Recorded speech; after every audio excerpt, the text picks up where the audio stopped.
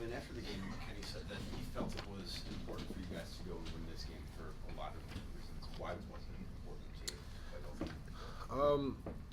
They dominated us in LA. We didn't play our best basketball. It's part of that stretch where we were just going through, whatever we were going through and losing, was it 4 straight? So, just a statement, just to, to push back. And obviously no Kawhi, but they got a lot of guys who, can go, and guys who have been to the playoffs, deep in the playoffs, and different things. So, for us, it was just a statement for really for us, like kind of getting back to what we do, and that's what you saw tonight. And then Kenny also talked about your competitiveness, the 12 rebounds, the 11 defensive, the play at the end of the game. What did you think that you did well in terms of that stuff today? I just think just contributing to winning. I think I said that a few games ago. That's my. I thought you were going to say something. No.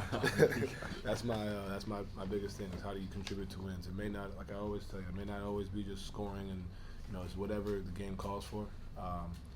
Just trying to find my way if these two are going to battle with Zubac down there and trying to come in there and get rebounds, get in the paint, create. When my time calls for it, knock down some shots. So that's really my job, and that's what I'm just trying to continue to get back to doing.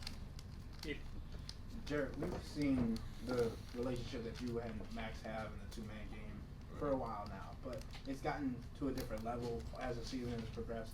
For him as a passer, what have you seen from him, and how nice is it to know that if he's not going to take shots, that more than likely you guys are going to get the ball? Right.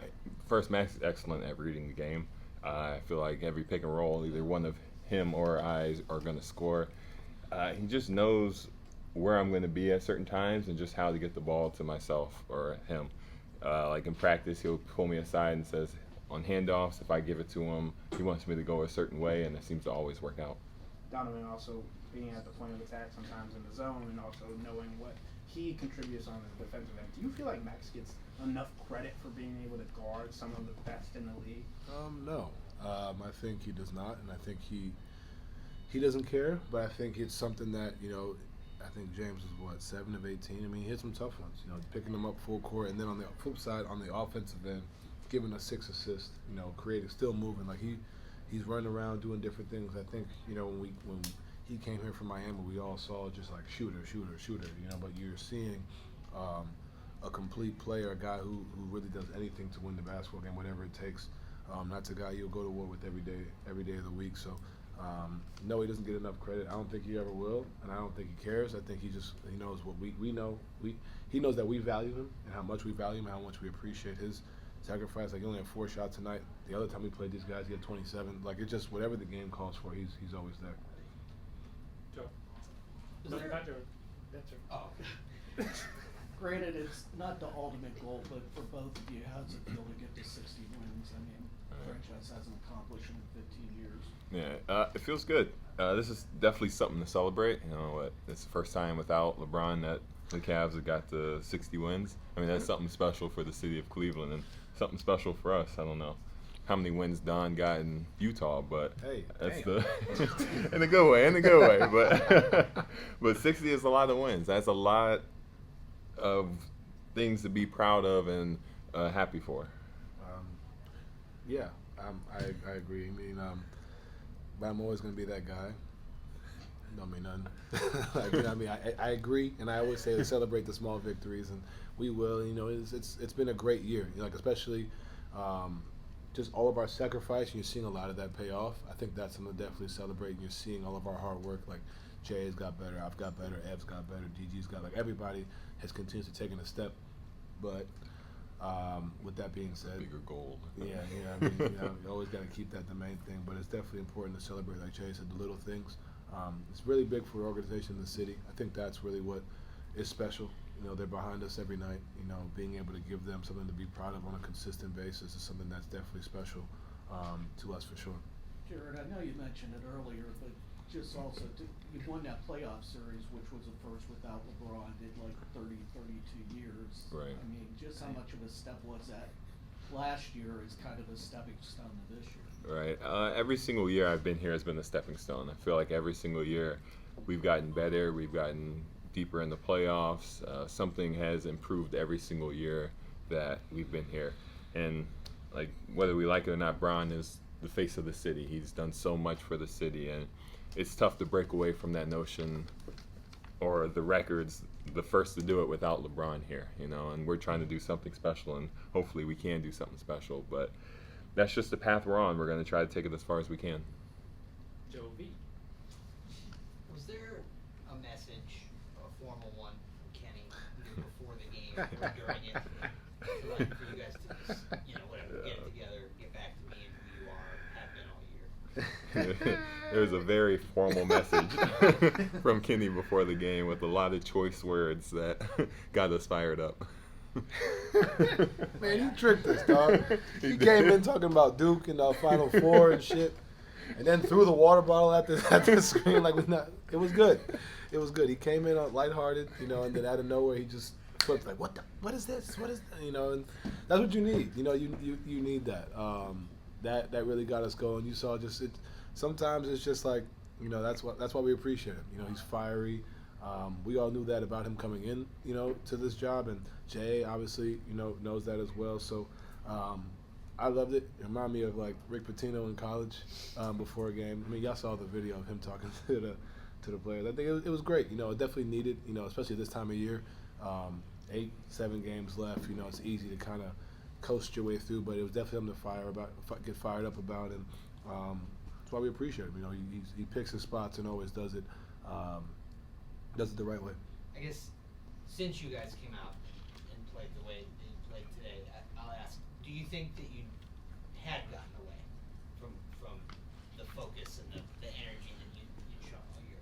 Yeah, I think, you know, we definitely did. I'm not gonna say it was by choice. I think it's just it's a natural thing. You're not gonna play well all year. I think the timing of when it happened, I think, is kind of what raised a lot of people's eyebrows. I mean, it's natural. You know what I mean? And I was making the joke with Danny, like, oh, we suck, and it's terrible this and that. Like, you know, like I always say, if this happened in November, we wouldn't be speaking on it for real. Like, you know what I mean? This is just, we've had so much success that when you lose 4 straight, and, you know, even when during our 15-game win streak, we weren't playing our best, you know. So I think it was about time for something to kind of face some adversity.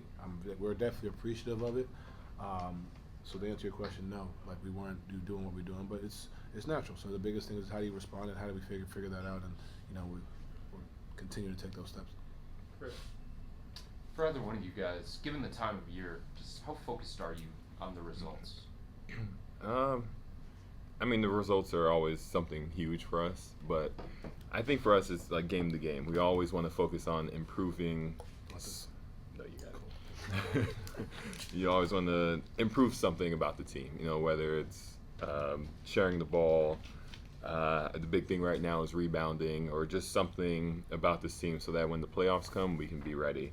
I mean, the result at the end of the day, I mean, we want to be the 1 seed. We know, like, that's going to be something big in the playoffs, but just make sure that the little things are just up to par with how we want to go into the playoffs. Kevin. Donovan, the other night I asked Jarrett what it felt like for him when he kind of locked in, feeling that momentum. He said he kind of got into a flow state. What does it feel like for you when you are locked in? Kenny said that this is maybe your best complete game. What does it feel like for you? It's really just doing whatever it takes to win. I feel like the stretch that I had, you know, was good. You know, it brought me, you know, to a place where I told this to Chris, like, I'm psychotic in a way where I enjoyed these things. I don't enjoy going 2 of 13 and having 5 turnovers and stuff like that, but like I enjoy that because it's part of the process. You know what I mean? It just gets you back to the foundation of what you do. So for me, just contributing to winning, you know what I mean? Like that was the biggest thing. Then I felt like I just had a rough stretch, and now we have 7 games left, and just continue to do whatever it takes on a night-to-night basis, prepping yourself for what's to come. And for me, that's really what this is. That's really what it's going to be for me. You know, I'm not always going to be perfect, but it's just how do you respond to the stretch. And, you know, I hadn't done that all year and went through it, and now it's like, all right, continue to get back to the basics of who I've always been, and that's what this is. You guys were making your pitch for DPOY for Evan in that locker room. Would you like to continue making your pitch? I think it's on him. I think, and honestly, it's on you guys as well who cover us every day. Obviously, I'm not going to say we're a small market because we've been getting a lot of attention. I think it's on Ev to speak on it. I've been telling them that, you know, because we have guys who are speaking on it. It's the end of the day, he has to speak on it, which he did, and I'm very happy that he's continually doing that. I'm going to continue to pressure him to do that.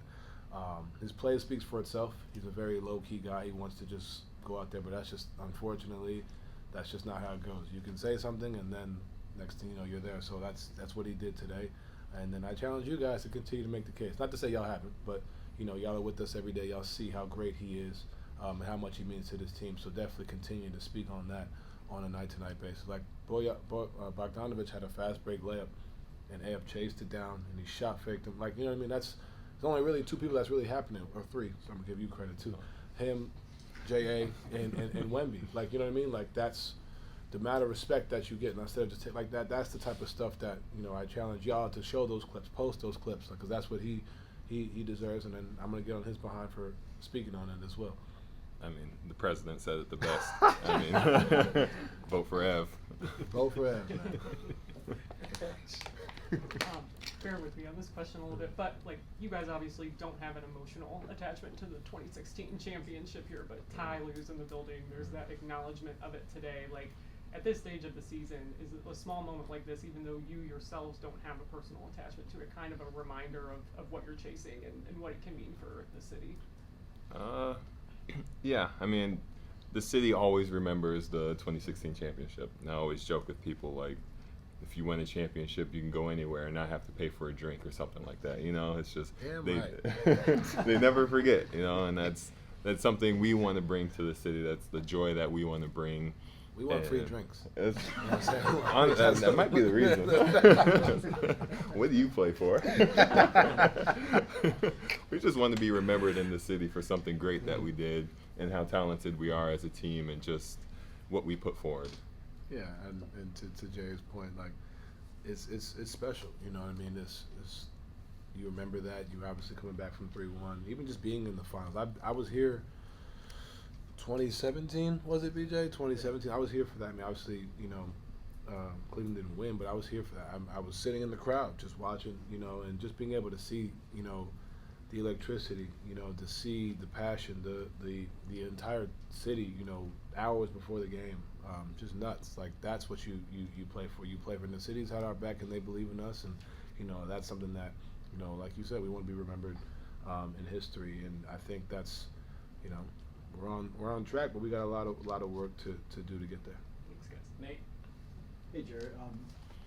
Kenny was talking about working for Ty Lue with the Clippers, Right. and one of the things he learned was that Ty had him always kind of working on something geared toward the playoffs, even if they didn't use it for like a couple months or whatever. Right. Just constantly, as they went through the grind, they were always preparing for something down the road. So you played for Kenny before and after Ty. Right. Did you see that rub off on him at all? Kenny's always been somebody to try to prep you for anything and everything that's going to happen. He's been like that since I've known him. You're going to, as a big man, you're going to handle the ball and pick and roll and workouts. It's like, why am I doing this? I'm never going to do it. But somehow, some way, that's... Never say never. Never say never. Never mind. I might do that one day, you know? And you never know. That small skill set that he tried to teach you, you might use it in something completely unrelated to that action. So he's always been, you know, prepare for it now so in the future you can be ready. Okay, it's coming up for you. Want to give a huge shout out to he was acknowledged during the game. Dorian, the bus driver, that was huge. And there was something else that I saw on Instagram, so I'm gonna need your help finding it, please. There was a kid who saw there was a house on fire and climbed the ladder. I saw it and I can't find it, so if y'all can find his information for me, climbed the ladder, saved a bunch of kids from a burning house. So if y'all can find that, please, and everybody, if y'all can find that, please, that would be great. Thank you.